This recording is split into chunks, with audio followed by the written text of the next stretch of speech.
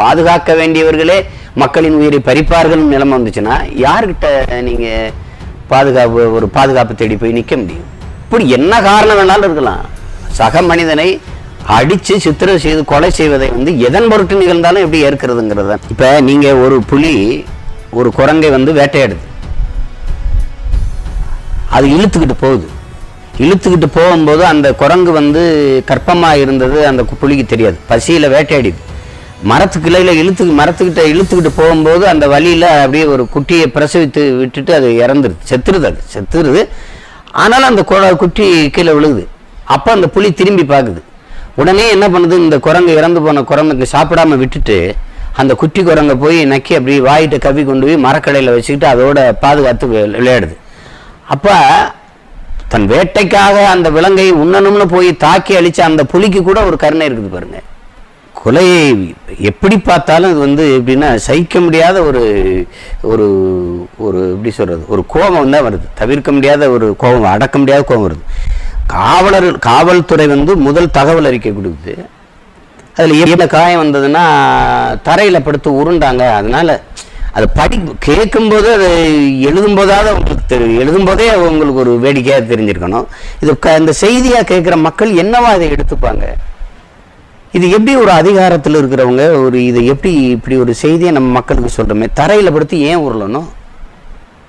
என்ன பைத்தியக்காரங்களா? அப்படி ஒரு செய்தியை நம்ம கொடுக்கறது, அதிலிருந்தே அது ஒரு பொய்யா புனையப்படுது அப்படின்னு, ஒரு மரணத்தை மறைக்க புனையப்படுதுங்கிறது தெரியுது.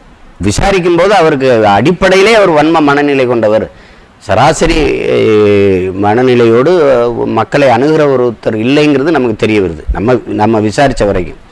அப்ப இல்லை இப்போ நீங்கள் இந்த செயலுக்கே பாருங்க, ஆயுதப்படைக்கு மாற்றுறது அப்படின்னு இந்த மாதிரி தவறு செய்கிறவர்களெல்லாம் ஆயுதப்படைக்கு போங்க வாங்கன்னா, அப்போ ஆயுதப்படையில் இருக்கிறவங்கெல்லாம் இப்படி தவறு செஞ்சு வந்தவர்கள் அப்படி எடுத்துக்கிறதா எப்படி? இல்லை அவ்வளவு ஆயுதப்படையில் இருக்கிற வீரர்கள்லாம் அவ்வளவு மோசமானவர்களா எப்படி? உடனடியாக பணி நீக்கம் செய்யணும். நாம கேட்கறது நிரந்தர பணி நீக்கம். அப்பதான் இது போன்ற செயல்கள் என்ன காவலர்கள் மக்களினுடைய காவலர்கள், மக்களின் நண்பர்கள் என்று சொல்வது உண்மையிலே அர்த்தமுள்ள வார்த்தையானால் அது அப்படிதான் சிறக்கணும். இப்ப நாம என்ன சொல்றோம், நாங்க என்ன கேட்கிறோம், ஒவ்வொரு காவல் நிலையத்திலையும் கண்காணிப்பு கருவி வைங்க, விசாரணையை அந்த கருவிக்கு முன்னிருந்து விசாரிங்க. அப்பதான் நீங்க இப்ப அப்படி விசாரிச்சிருந்தா பாருங்க அவரா இறந்துட்டாரு, நாங்க ஒண்ணுமே செய்யலைன்னு காட்ட முடியும். ஆனா அந்த இடத்துல ஏன் நீங்க கண்காணிப்பு கருவி வைக்கிறது இல்லை? எங்களுடைய கோரிக்கை ரொம்ப நாளா நாங்க அதான் சொல்றோம். காவலர்கள் இதை நெஞ்சில கருவி வைங்க, வச்சுட்டு அந்த காவலர் எப்படி விசாரிச்சாரு எல்லாமே பதிவுல இருக்கும். இப்ப நீங்க மக்களுக்கு முன்னாடி வெளிப்படையா எடுத்து காட்ட முடியும்.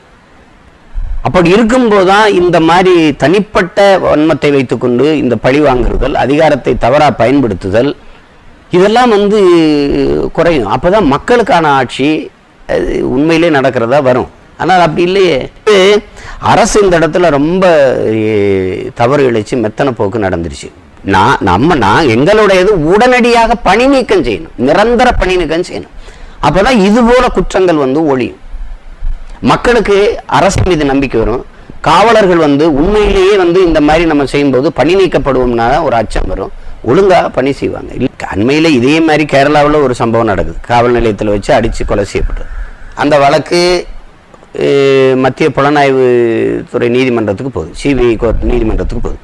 அந்த நீதிமன்றம் 2 பேருக்கும் அந்த காவலர்களுக்கு தூக்கு தண்டனை விதிக்குது. தூக்கில் போடுறாங்க இல்லை, ஆனால் தண்டனை இந்த கொலை குற்றத்துக்கு இந்த செயலுக்கு இது இவ்வளவு பெரிய தண்டனை கொடுக்கலாங்கிறது தெரிய வருது. ஆனால் இங்கே இவ்வளவு மக்கள் போராட்டம் நடத்தி இவ்வளவு உணர்வை வெளிப்படுத்தியும் கூட ஒரு நடவடிக்கை இல்லை. அவர்களை இடைக்கால பணி நீக்கம், உடனடியாக இடைக்கால பணி நீக்கம் செஞ்சு ஒரு வழக்கு தொடுத்து நீ வழக்கில் போய் குற்றமற்றவன் உன் மேலே குற்றம் இல்லைன்னு நிரூபிச்சுட்டு வா, அப்புறம் வேணா அது பார்க்கலான்னு சொல்லியிருக்கணும். இங்கே இடைக்கால பணி நீக்கம், பணியிட மாற்றம் என்பதே அர்த்தமற்றது. பணியிட மாற்றம் அப்படின்னா நீங்கள் எந்த தவறையும் செய்யலாம், இதே வேலை இன்னொரு இடத்துல செய்ய போகிறோம், அதே ஊதியம் நமக்கு கிடைக்க போதே, சம்பளம் கிடைக்க போகுதுன்னா எப்படி இந்த குற்றங்கள் நிறுத்தப்படும்? எப்படி இந்த மாதிரி செயல்கள் முற்றுமுழுதாக ஒழியும்? வாய்ப்பே கிடையாது. இப்போ பெருந்தலைவர் முதலமைச்சராக இருக்கிறாங்க ஐயா காமராஜ் அவர்கள். அரசு கல்லூரியில் படிக்கிற மாணவர்கள் பேருந்தில் போகும்போது பிரச்சனை ஆயிடுது.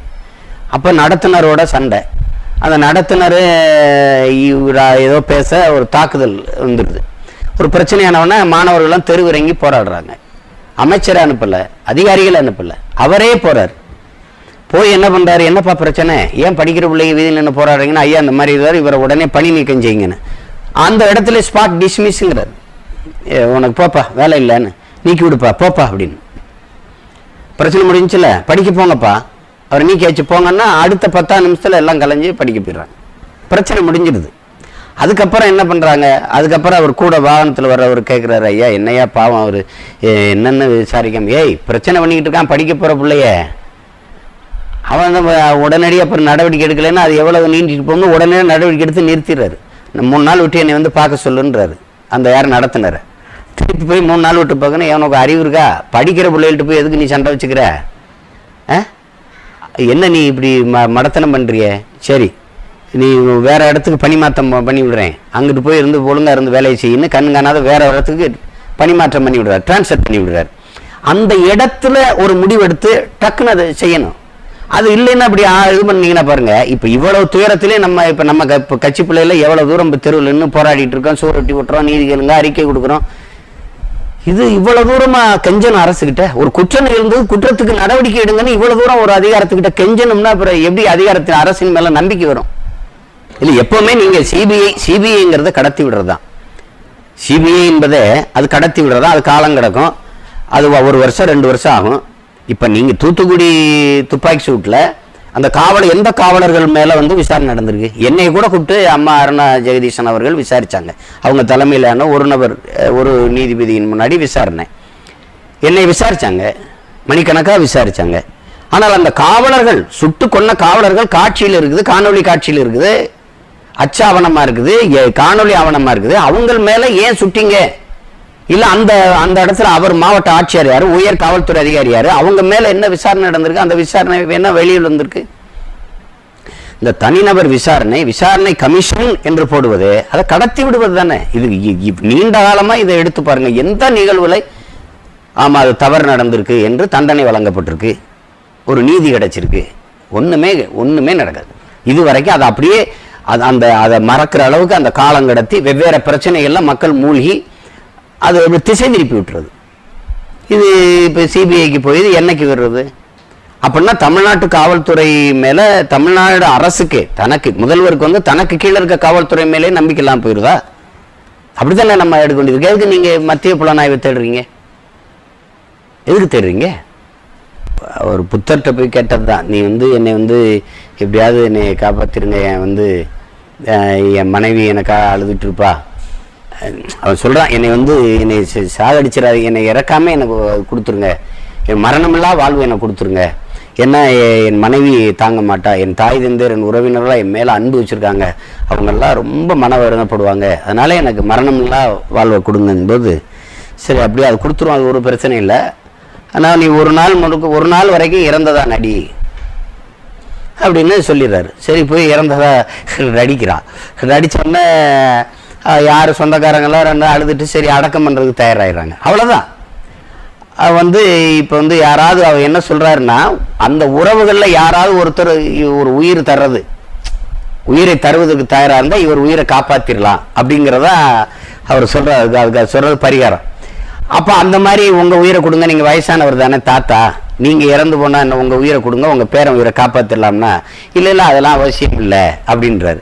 பாட்டியும் சொல்கிறாங்க, எல்லாரும் சொல்கிறாங்க, கடைசியாக தாயும் சொல்லிடுது, பிள்ளைகளும் சொல்லிடுறாங்க, கடைசியாக அவர் மனைவி கிட்ட கேட்குறாங்க, அதெல்லாம் ஒன்றும் இல்லை, அவர் இல்லைன்னா பரவாயில்ல, நாங்கள்லாம் வாழ்ந்துருவோம், எங்களுக்கு ஒன்றும் பிரச்சனை இல்லை, அவர் உயிர்ப்பிக்க வேண்டியதில்லை, பிழைக்க வேண்டியதில்லைன்றது. இதுதான் மனித மனநிலை. உயிர் ஒன்றுக்குத்தான் இந்த மானுட சமூகம் பயப்படுது, கட்டுப்படுது. மரணம் ஒன்றுக்குத்தான் பயப்படுது, அச்சப்படுது. இங்கே இஸ்லாமியர் கிறிஸ்தவர் உயிர் போனால் போகட்டும் அப்படின்னு நினைக்கிறது. இங்கே இந்துக்கனுக்கு ஒரு உயிர், இஸ்லாமியருக்கு ஒரு உயிர், கிறிஸ்தவருக்கு உயிர், பௌத்தருக்கு ஒரு உயிர், சீக்கியருக்கு ஒரு உயிர்லாம் உயிர் கிடையாது. எல்லாருக்கும் உயிர் தான். அதில் இங்கே யார் மரணமும் வலிக்கும், உயிர் வலி எல்லாருக்கும் ஒன்று தான். அது நான் கூட சொன்னேன், ஆட்டோ சங்கர் அவர்களை தூக்கில் போட்டு வெளியில் உடலை கிடத்தி இருக்கும்போது அவருக்காக அழுகுறதற்கு அவருடைய மனைவி, அவர் குழந்தைகளின் கண்ணீர் இருந்தது. அந்த அவங்க மனநிலையிலிருந்து பார்த்தீங்கன்னா யாரும் மரணமும் வலிக்கும். அது நல்லவன் கெட்டவன் எவன் மரணமும் வலிக்கும். அதனால தான் நம்ம எந்த ஒரு குற்றத்துக்கும் மரணம் தண்டனையாக இருக்க வேணாம்னு நம்ம கெஞ்சுறது காரணம் அதுதான். கவனிக்கப்படாமல் இறந்தோருக்கு, கவனிக்கப்படாமல் உயிர் நோய்த்தோருக்கு கொடுக்குற திதியும் இந்த இறந்த பிறகு அரசு கொடுக்குற நிதியும் இரண்டும் ஒன்று தான். இப்போ நீங்கள் 50 லட்சம் கொடுங்க, 25 லட்சம் கொடுங்க, 5 கோடி கூட கொடுங்க, காவலர்களில் எல்லாரையும் நம்ம குறை சொல்ல முடியாது. இன்னைக்கு மிகப்பெரிய நேர்மையாளர்கள், உண்மையிலேயே மக்களுக்கு பணியாற்றணும்னுங்கிற எல்லா துறையிலையும் இருக்கு, எல்லா துறையிலையும் நேர்மையாளர் இருக்காங்க. அதில் சில பதர்கள் இருக்குது, சில இந்த மாதிரி மனநிலை படைத்த காவலர்கள் இருந்துடுறாங்க. பாதுகாக்க வேண்டிய பெண்களையே காவல் நிலையத்திலே வன்புணர்வு செய்து கொலை செய்ததெல்லாம் நம்ம பார்க்குறோம். அது மாதிரி இன்னைக்கு ஐயா வீரப்பன் விசாரிக்கிறோங்கிற பேரில் எத்தனை பெண்களை வன்புணர்வு செய்தாங்கிறதால நம்ம பார்க்குறோம்.